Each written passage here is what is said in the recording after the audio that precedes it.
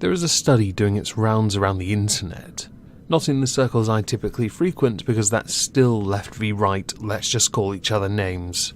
Basically toxicity. No, instead I'm talking about the more politically charged, less that, more intellectual side. It's a tiny nook, but it still exists. Within it, people are discussing a study that was done, a paper that has been since published. A subsequent article has in fact surfaced in Australia for news.com.au with the headline, "Increasing number of female board members reduces company profitability by 12% but lowers risks." The title on the face of it actually makes some sense. We have seen there is a trend for it. It's where the gender pay gap comes from. Women take simpler jobs, ones that are less stressful, but also ones that are less risky. This would translate to those who do earn the position or are given the position. Let's not forget here, some people, male or female, are given their job without having the necessary skills, but let's just ignore the fact some are given their job to fill quotas. And women tend to be less of the risk taker. Therefore, if they are put in the position of management, it is less likely that they are going to take a risk unless it is incredibly well calculated with a success rate of 110%. Yes, I'm generalizing, but I think my point is clear enough. Men do like to take a risk. We, and I say this from experience, like to challenge ourselves, which sometimes means you have to gamble to succeed. That, however, is not the focus of this video. Instead, we're going to address the article that came out and some quotes I noticed when reading the study itself. Things I think are of interest, and I'm going to start with one of those. Although the statement "correlation does not imply causation" has become a standard set phrase for researchers in the field of board diversity, few studies empirically address causality. This absence is particularly troubling in light of the current popularity and effectiveness of quotas and the need to craft policy recommendations based on causal scientific findings. Most causal studies measure the impact of increased female representation on firm performance through timing, true relationship, and non-spuriousness. In contrast, correlational studies could be biased with respect to estimate direction, size, and significance because correlational studies are likely plagued by either one or multiple sources of endogeneity. And for those who don't know what endogeneity is, it's an incredibly fancy word for a very simple problem. In a statistical model, you have endogeneity problems, where there is a correlation between your X variable and the error term in your model. That's it. Which indirectly makes me think of post hoc ergo propter hoc. Oh well, moving on. That paragraph, by the way, I found quite early on to be quite interesting. It was a shot, a very simple shot about defining and dealing with causality, because there isn't much research involving it. The research presented in the study is then translated to this article. I'm going to read from that for the future reference because I think it's quite interesting. But firms with more gender-balanced boards tend to take fewer risks, which may positively affect their long-term success and survival. It should be pointed out, the word may is key, because you cannot predict the future with any business. No one can say their business is always going to survive, flourish, and prosper, unless you're one of those rather large companies that pays naffle in tax and does naffle for their local communities and basically breaks the backs of their employees at the same time. Cough, cough, Bezos.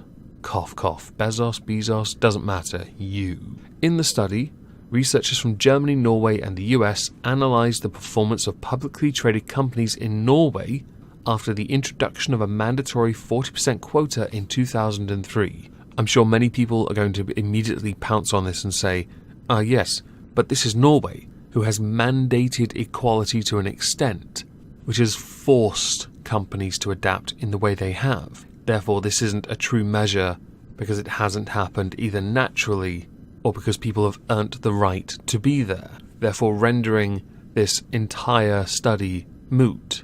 To an extent, I can agree with you. I don't think the government should be legislating what companies do and who they choose to hire. If they're publicly owned, there is an argument that can be made, yes. But if they're private, I don't think they should be interfering, and I think that's quite important. Others will also say Norway culturally, societally, and moreover business-wise shouldn't count when applying it to other countries because it doesn't stack up economically to other countries who have far larger economies. You have a point, I've noted it, we're going to move on. Using companies in Finland, Sweden and Denmark as control groups, understandable, Scandinavia after all, the researchers concluded that financial performance decreases as a result of the Norwegian gender balancing quota. Yes, because people were given jobs but didn't earn the job when it was implemented especially. Those same people may still be there today and may still be flourishing. Congratulations, you got a job you didn't deserve, but you've managed to earn the right to stay there. Well done. If it isn't obvious enough, I don't support gender quotas.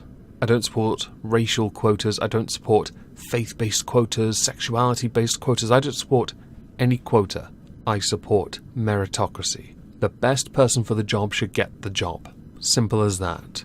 But this is important. This is all very interesting to me. And it is understandable that there would have been an inevitable shake in how the company operated when people who didn't know what they were doing were trying to operate, which would have meant, as women tend to not be risk takers, they were less inclined to take those risks to keep the company from going up in profitability. It should also be noted that while profitability is down 12%, it is still within the broader spectrum of it, profitability of 88%.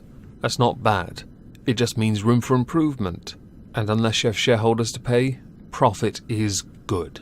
Because you can either put it back into the company, into the local community, give your employees the pay rise, or stick it in your back pocket and go buy yourself a Lamborghini. We find clear evidence that treated firms' performance is adversely affected when we chose post-2003 years as the treatment years. We find a significant negative effect on accounting-based performance as measured by both return on assets and operating income divided by assets. The coefficients for market-based performance are negative as well. An increase from 1 to 2 female board members on a board with 4 directors reduces that firm's operating income to assets by 12%. This value equals twice the size of the standard deviation in the object of interest over the assets. In the results which you've been seeing on the screen, the results show that the business case for a more gender-balanced representation on corporate boards is not as easy to argue for as the proponents of more gender-balanced representation often asserts. It's the typical argument of, well, if we had an all-female cabinet, they'd run the country and there would be peace and prosperity. Yet we have seen matriarchy in action in some countries and they've regressed. I agree there should be balance, and of course that's reductio ad absurdum, I know, but the point stands. It's a fallacy to think that you're going to succeed if you have one gender in charge. Yes, men have for a long time dictated a lot, but that's no longer the case in this country. I don't believe it is in Norway either, and it's starting to become less of a thing in many other countries, for various different reasons. But it does not, going back to the article, undoubtedly hint that a more gender-balanced board performs worse.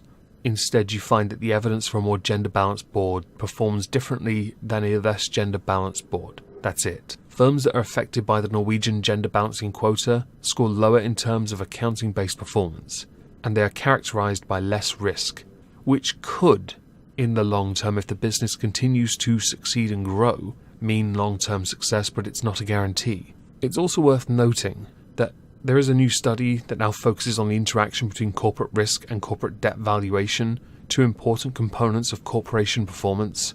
On the basis of data from US companies, researchers have found a positive correlation between more women on management boards and the value of corporate bonds. And after adjusting the results, they no longer found any significant correlation between women in management bodies and negative company performance. Which is very interesting, and I'm sure many people are going to say, how many earned their job. That is a discussion for another day, of course. I just wanted to show the point that it's not always the case that women are bad in management, I guess. But also show that there are gaps in all of this, because that's what I do. I poke holes. I think it's what I do best at. Poking holes and being very nebulous.